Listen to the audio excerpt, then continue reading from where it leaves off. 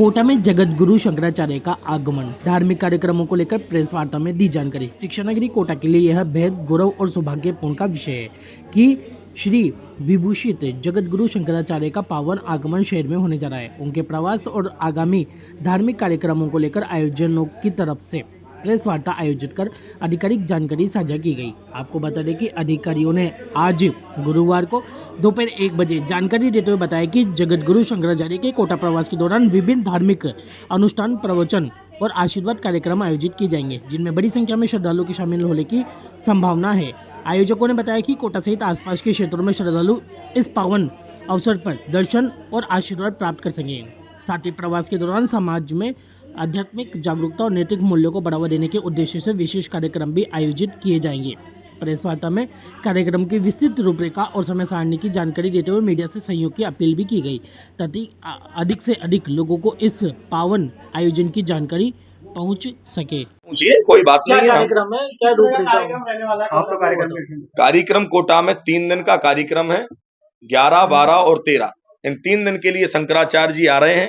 ज्योतिष पीठाधीश्वर जगत गुरु शंकराचार्य स्वामी अभिमुक्तेश्वरानंद जी महाराज जो 3 दिन आकर के यहाँ पर गौधाम बनने जा रहे हैं, रामा गौधाम। तो गौधाम में आकर के भूमि पूजन करेंगे।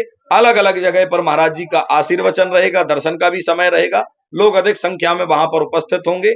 आप सभी पधारें, महाराज जी का आशीर्वचन लेवें, यही हम कामना करते हैं आप लोगों से। आपने 2-3 बातें बताई है जी, वीआईपी कल्चर को लेकर, क्या बातें?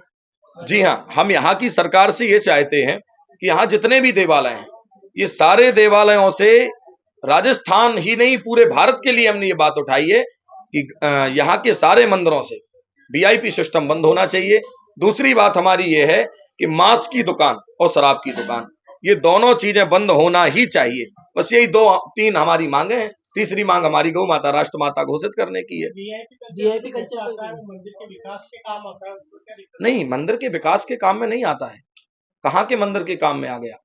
वहां पर जब जनता आ रही है तब जनता को पकड़ पकड़ कर ऐसे धक्के मार करके निकाला जा रहा है, और एक तरफ उसी पूरी कई हजार जनता को रोक करके और एक व्यक्ति को केवल वीआईपी तरीके से ले जाकर प्रस्तुत किया जा रहा है। वो बढ़िया खड़े होकर के खूब देर तक दर्शन कर रहा है।